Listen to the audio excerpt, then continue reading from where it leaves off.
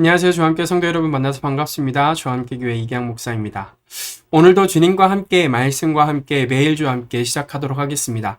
오늘 우리에게 주실 말씀, 이 말씀의 은혜를 힘입어 오늘 하루도 넉넉히 이겨나가시길 간절히 소망합니다.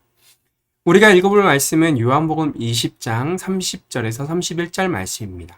요한복음 20장 30절에서 31절 말씀. 예수께서 제자들 앞에서 이 책에 기록되지 아니한 다른 표적도 많이 행하셨으나 오직 이것을 기록함은 너희로 예수께서 하나님의 아들 그리스도이심을 믿게 하려 함이요 또 너희로 믿고 그 이름을 힘입어 생명을 얻게 하려 함이니라. 아멘. 우리는 우리가 믿었던 것과 배웠던 것, 그리고 알고 있었던 것, 경험한 것으로 세상을 이해하고 받아들입니다.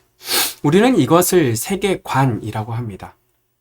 그리고 우리가 새로운 것을 받아들일 때는 이 세계관 안에서, 즉 우리가 지식적이고 경험적으로 체득했던 것 안에서 받아들이게 됩니다. 그래서 우리는요, 정말 새로운 것을 쉽게 받아들이길 어려워합니다. 그런 의미에서 본다면 우리가 예수님을 믿는 것은 기적과 더 가까운 것입니다. 사실상 불가능한 것입니다. 그렇다면 이 불가능한 믿음, 이 믿음은 우리에게 어떻게 생기게 되었을까요? 그리고 또 우리가 믿음이 생긴다는 것은 어떠한 의미일까요? 우리 도마의 모습을 통해서 알아보길 소망합니다. 그러면 요한복음 20장 25절 말씀 함께 보도록 하겠습니다. 다른 제자들이 그에게 이르되 우리가 주를 보았노라 하니 도마가 이르되 내가 그의 손의 못자국을 보며 내 손가락을 그 못자국에 넣으며 내 손을 그 옆구리에 넣어보지 않고는 믿지 아니하겠노라 하니라. 아멘. 여기서 우리는 인간이 가진, 즉 피조물이 가진 한계를 볼 수가 있습니다. 그리고 이 한계는 죄로 인해 어그러지고 완악해져 버린 마음이면 우리는 알 수 있죠. 도마는 다른 10명의 제자들과 함께하지 않았습니다. 특히나 이 시기에는요, 제자들이 로마의 군인과 유대인 종교 지도자들을 피해서 집의 모든 문을 걸어 잠그고 숨어 있었던 시기입니다. 그런데 왜 도마는 집에 있지 않고 다른 곳에 갔었을까요?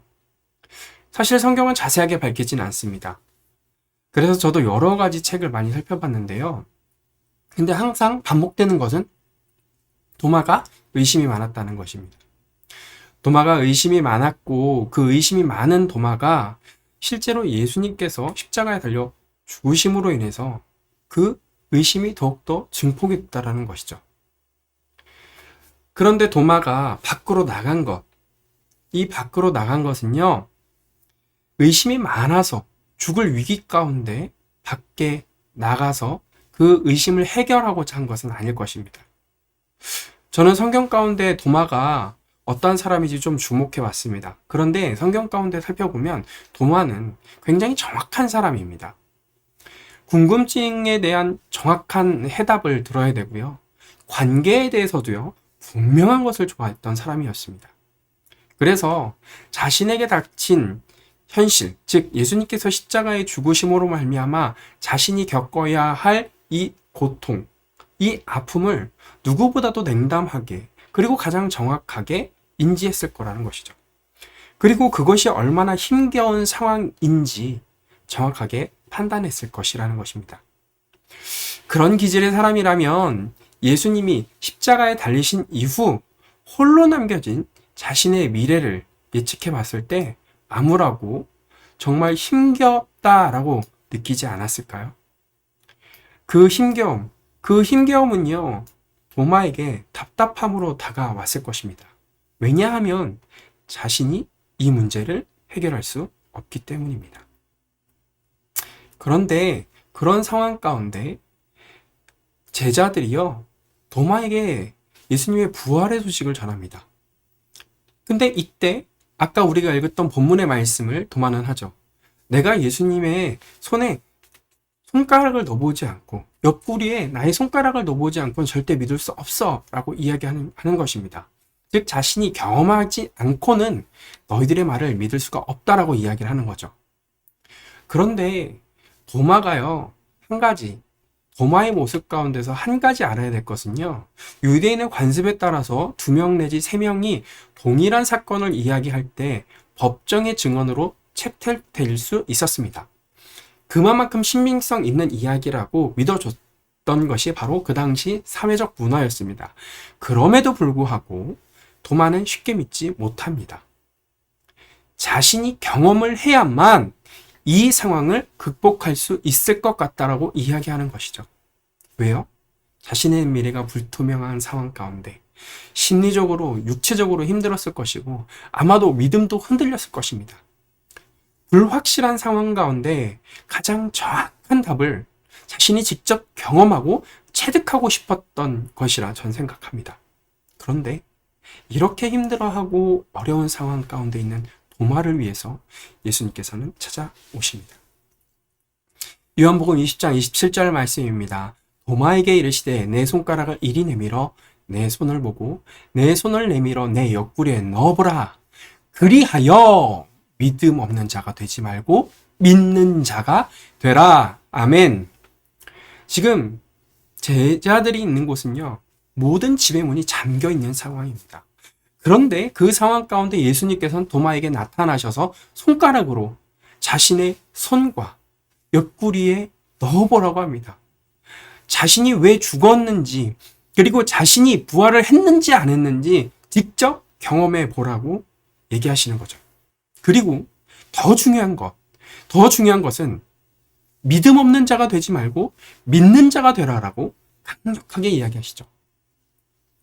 사실 우리는 여기에서 큰 교훈을 얻게 됩니다.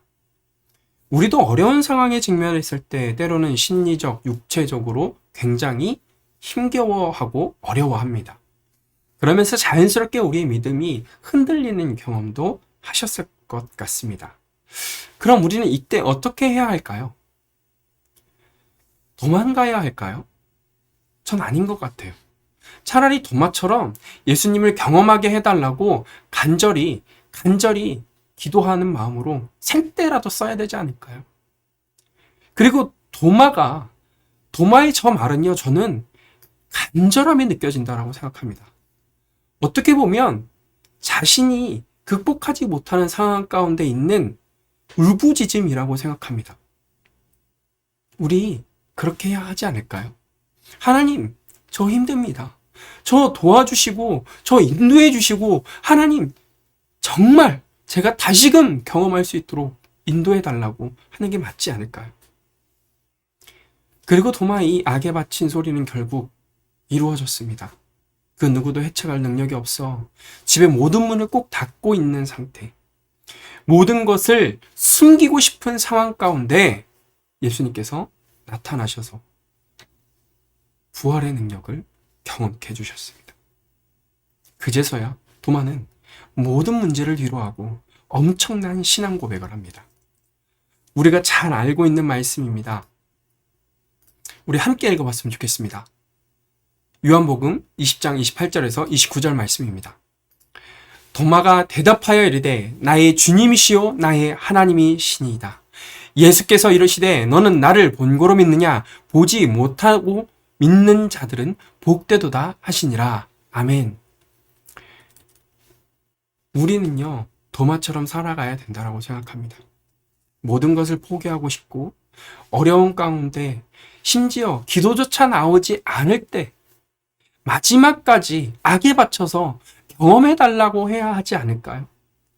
결국 도마는요, 예수님의 부활을 경험했고 다시금 이 엄청난 신앙 고백을 하게 되는 것입니다.